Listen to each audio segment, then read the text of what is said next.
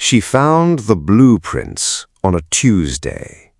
Not a remarkable Tuesday, mind you, not one adorned with sunshine or birdsong or any of the gentle ornaments one might expect to accompany a revelation that would shatter the architecture of everything she believed to be true.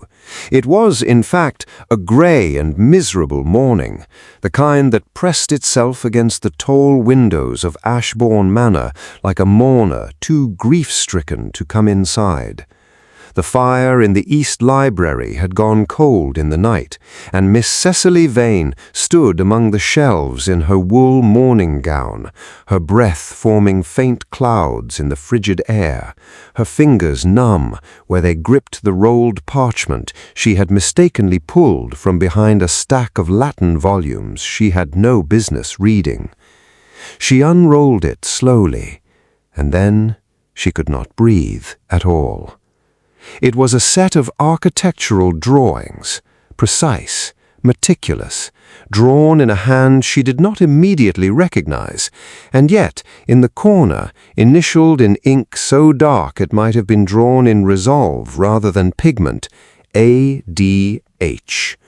Aldrich Damien Hartwell, the Duke of Ashbourne, her guardian, her tormentor, the man who had not looked at her in 7 months. The wing depicted in those drawings was not yet built, but it had been designed down to the last casement window, and every single detail within it had been designed for her. Welcome, dear listener, to the Duke's Lost Letters, the channel where every story is a letter written in longing, sealed with silence, and delivered far too late. If this is your first time here, I am so glad you found us, and if you are a returning soul, you already know what we do here. We break your heart beautifully. Before we continue, if this story stirs something in you, and I promise you it will, please take a moment to like this video and subscribe to the channel. Every subscription tells me that you are here, that you are listening, and that you want more of these stories. Now, let us return to Cecily. She had come to Ashbourne Manor at the age of 17, the orphan daughter of a gentleman of modest estate and immodest debts. The Duke of Ashbourne had been her father's oldest friend, and upon that father's untimely death it had fallen to his grace to serve as her guardian until such time as she might be respectably settled.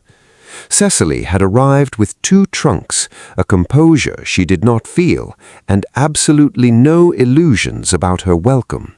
She had been correct to harbor none. The Duke had received her in his study, a room so vast and so deliberately intimidating that she had felt herself shrink 3 inches simply by crossing its threshold. He was tall, that was the first thing one noticed, tall and dark-complexioned, with a countenance that seemed carved from the same grey stone as the manor itself. His eyes were the color of deep winter, a blue so cold it bordered on silver, and they had assessed her with the detached efficiency of a man cataloguing livestock at an estate sale. "Miss Vane," he had said. Not welcome, not "I am glad you have arrived safely," simply her name, as though confirming she existed. "Your Grace," she had replied, and she had held his gaze, because she was her father's daughter, and her father had taught her that the first to look away loses. He had looked away first. She had never forgotten it. The months that followed were a study in proximity without warmth. The Duke managed her affairs with flawless precision. He engaged a companion for her. He arranged her introduction into local society. He appeared at dinner 3 nights out of 7 and spoke to her of weather, politics, and the improvements he intended to make to the East Pasture. He never asked her a single personal question. He never inquired after her contentment. And yet, and this was the thing that had gnawed at Cecily through 7 months of grey mornings and long sleepless nights, he watched her. Not in any manner she could raise as a complaint, not in impropriety, but she would look up from her embroidery and find his gaze retreating from her direction. She would enter a room and observe that he had already turned to the window, as though her arrival had drawn his attention before she had made any sound at all. Once, in the garden, she had caught him standing quite still on the upper terrace, looking down at her where she sat reading, and when their eyes met at last, he had turned and walked away without a word, his shoulders set with the rigid certainty of a man fleeing something he refused to name. She had told herself it meant nothing.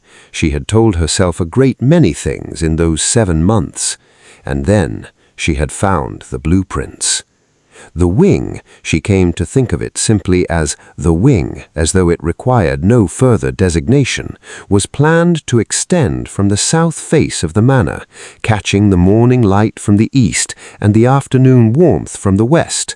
There was a library within it, not a grand, intimidating library such as the Duke's own, but a smaller, intimate one, with window seats built into the casements and shelves that reached only to a height a woman of average stature might manage without a ladder. There was a music room. Cecily played the pianoforte. The Duke knew this. She could not say how he had catalogued that detail amid all his careful, cold efficiency, and yet he had. There was a garden room, all glass and southern exposure, of the sort she had once mentioned in passing during one of their sparse dinner conversations, would be an ideal situation for the growing of orchids. She had said it almost to herself, scarcely expecting him to attend. He had not replied.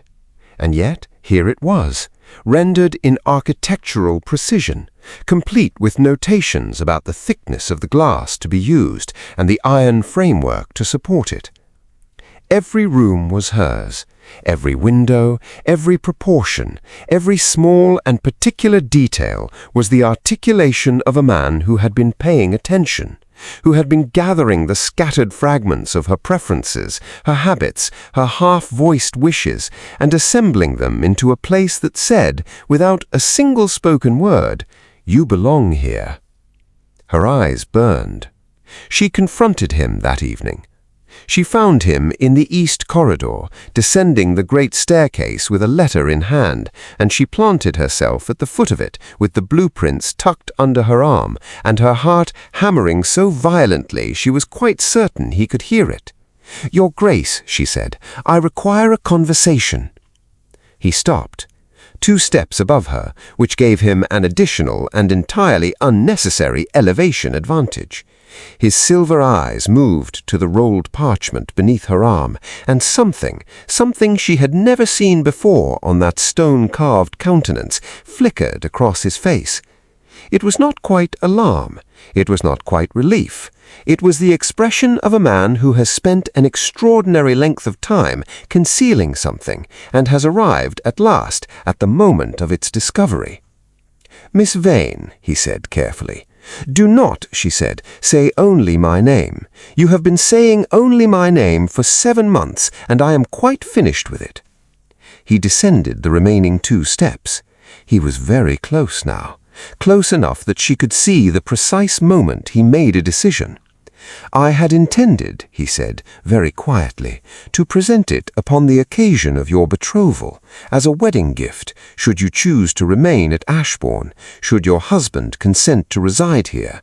I wished you to have a space that was entirely and irrevocably yours." The corridor was very silent. A candle on the side table guttered in a draught from the upper hall and steadied itself again.